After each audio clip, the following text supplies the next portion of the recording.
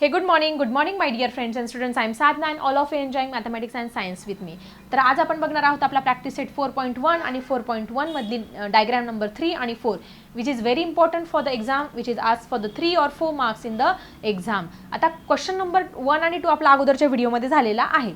तर आज आपण बघणार आहोत आपला क्वेश्चन नंबर 3 आणि 4. क्वेश्चन नंबर 3 तुमच्या समोर आहे. क्वेश्चन नंबर 3 मध्ये काय दिली बघा, construct triangle ABC in which BC is 6.2 cm, angle ACB is equal to 50 degree and AB plus AC is equal to 9.8 cm. आता सगळ्यात पहिले क्वेश्चन समोर आहे आपल्या, मग आपण काय करणार आहोत, याच्यानुसार इथे रफ डायग्राम ड्रॉ करून घेणार आहोत. रफ डायग्राम ड्रॉ करण्यासाठी पहिले काय करणार आपण, इथे बेस दिलेला आहे काय BC. BC किती दिलेलं तुम्हाला 6.2 cm. आता ही तुमची रफ डायग्राम आहे. मग याला आपण काय करूया, BC किंवा CB. BC नाव देऊया. आता BC मी इकडनं पण दिलं असतं, पण तिथे अँगल बघा तुम्ही, अँगल काय दिलेला आहे ACB, म्हणून आपल्याला C इकडनं, C आपण हा अँगल काढतो ना, म्हणून मी BC इकडनं नाव देते. आलं का लक्षात? काही जण BC इकडनं देतील, मग C अँगल आपल्याला इकडनं काढावं लागेल आणि डायग्राम आपली त्या पद्धतीने होणार आहे. म्हणून मग आपण काय करूया, C अँगल आपल्याला 50 डिग्री दिलेला आहे ना, म्हणून आपण परत इथे अशा पद्धतीने रे काढून घेऊया. हा 50 डिग्री दिलेला आहे. त्याच्यानंतर पुढचं सगळ्यांनी AB plus AC 9.8 centimetre distance. मग हे 9.8 सेंटीमीटर जे आहे ते डिस्टन्स आपण अशा पद्धतीने काढून घेऊ. इथे आर्क टाकणार आहे आपण.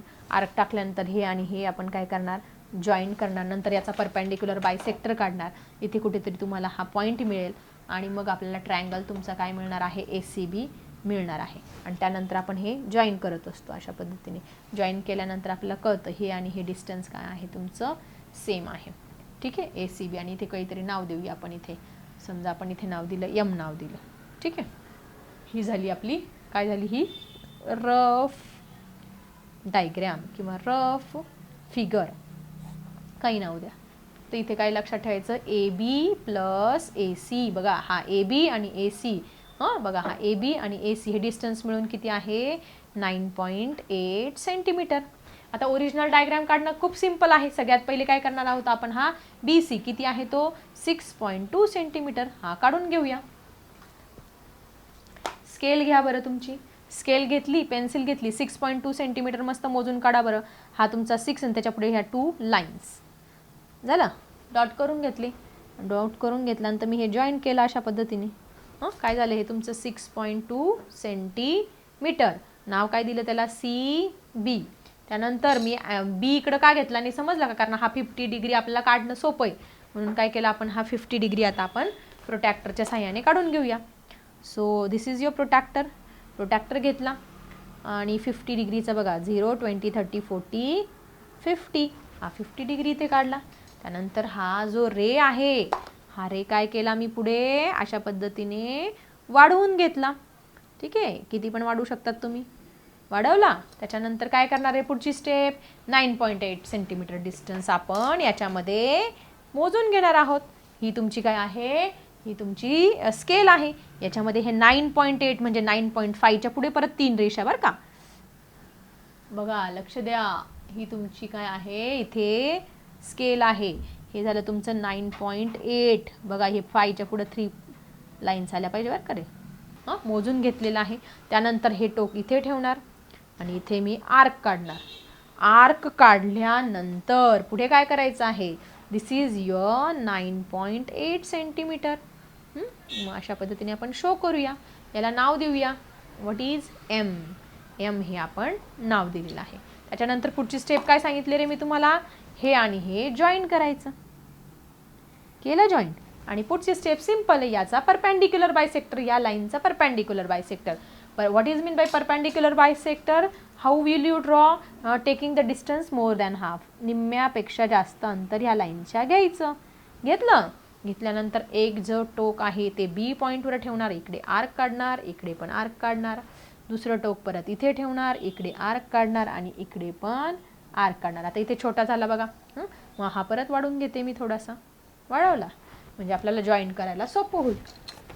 आता हा पॉईंट आणि हा पॉईंट मी काय करणार, अशा पद्धतीने दिसतंय तुम्हाला, हा पॉईंट आणि हा पॉईंट मी ह्या पद्धतीने जॉईन करणार.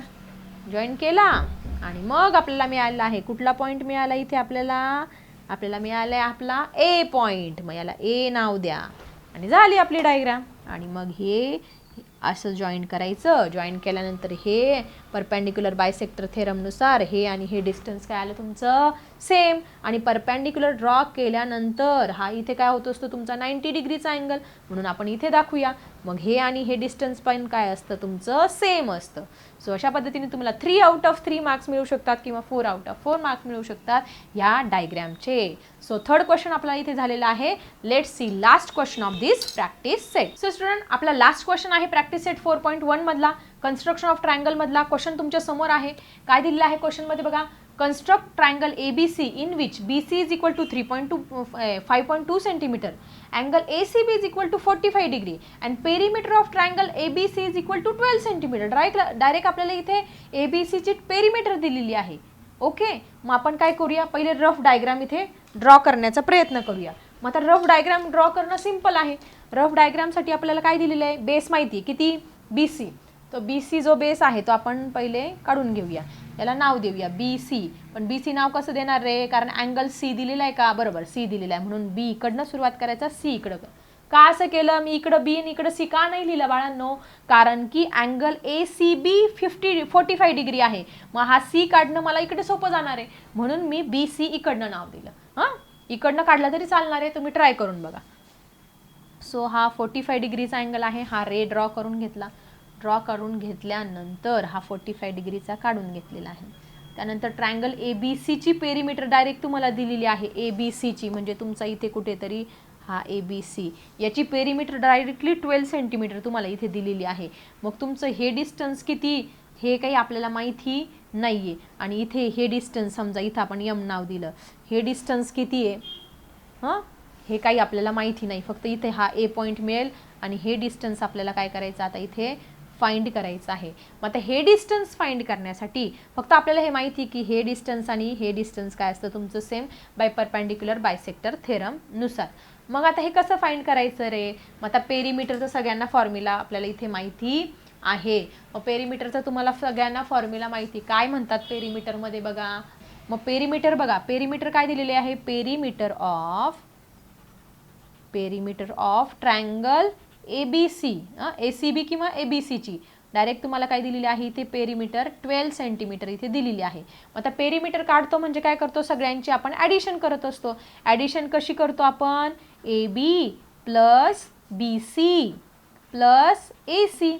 मग आता याच्यामध्ये ऑलरेडी हा BC किती दिलेला आहे तुम्हाला 5.2 सेंटीमीटर हा दिलेला आहे. मग हा आणि हा आपल्याला इथे काढायचा आहे, इज इक्वल टू 12 सेंटीमीटर. मग आता आपल्याला BC माहिती आहे. मग आता AB प्लस BC हा 5.2 टाकला, AC तसा ठेवला 12. मग आता AB प्लस AC किती येईल रे तुमचं, AB प्लस AC म्हणजे हा AB प्लस AC. बघा AB प्लस AC म्हणजेच हे अंतर आपल्याला मिळणार आहे, इज इक्वल टू 12. हा 5.2 इकडे काय होता प्लस, इकडे जाताना काय झाला तुमचा मायनस. मग AB 12 मधून जर 5.2 जर मायनस केले तर तुमचं किती येतं आहे 6.8 सेंटीमीटर. म्हणजे AB प्लस AC किती आलं रे तुमचं बाळांनो, हे आलेलं आहे 6.8 सेंटीमीटर. म्हणजे हे जे अंतर आपल्याला मिळवायचं होतं, कोणतं डिस्टन्स रे, हे डिस्टन्स किती 6.8 सेंटीमीटर हे डिस्टन्स आलेलं आहे. बघा आपल्याला हेच दिलेलं असतं, याची आणि याची ॲडिशन मग आपण हे काढत असतो. म्हणजे हे 6.8 सेंटीमीटर सगळ्यात पहिले तुम्हाला या फॉर्म्युल्याने इथे काढावं लागणार आहे आणि मगच तुम्ही पुढची डायग्रॅम इथे काढू शकता. ठीक आहे, आलं लक्षात तुमच्या. सगळ्यात पहिले हा 4 मार्काचा क्वेश्चन आहे. सगळ्यात पहिले पेरिमीटरवरून तुम्हाला हे जे डिस्टन्स आहे ते काढावं लागणार आहे अशा पद्धतीने. ठीक आहे, मग आता डायग्रॅम कशी काढणार, BC पहिले 5.2 सेंटीमीटर काढून घेऊया. हां ठीक आहे, किती पाहिजे रे 5.2. हा तुमचा 1, हा 5 आणि त्याच्या पुढे ह्या 2 लाईन्स काय झाल्या, हा 5.2 सेंटीमीटर. ठीक आहे, 5.2 सेंटीमीटर. काय नाव आहे त्याचं रे, BC दिलं. सगळ्यांनी माझ्यासोबत डायग्राम काढा म्हणजे तुम्हाला सोपं जाणार आहे. ठीक आहे, त्याच्यानंतर बघा पुढे हा 45 डिग्रीचा अँगल काढायचा आहे. मग घ्या बरं तुमचं protractor, take your protractor and draw the angle of 45 degree. This is 10, 20, 30, 40. 40च्या पुढे 5 लाईन्स म्हणून हा 45.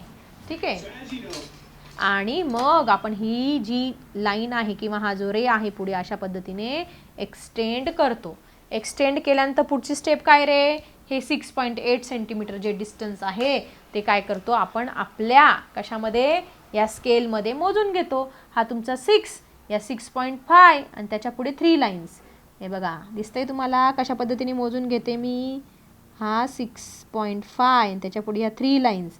हे झालं तुमचं 6.8. बघा दिसतंय तुम्हाला 6.8 डिस्टन्स मी अशा पद्धतीने मोजले. मोजल्यानंतर काय करणार, हे जे राऊंडरचं टोक इथे ठेवून अशा आर्क ड्रॉ करणार. आर्क ड्रॉ केल्यानंतर दाखवणार मी ते स्केलने दाखवलं तरी चालेल बरं का, म्हणजे स्ट्रेट लाईन येईल तुमची. हे झालं 6 पॉईंट आणि याला काय नाव देणार मी, यम नाव देणार. पुढची स्टेप काय रे, हे आणि हे पॉईंट जॉईन करायचं. झालं इथपर्यंत क्लिअर.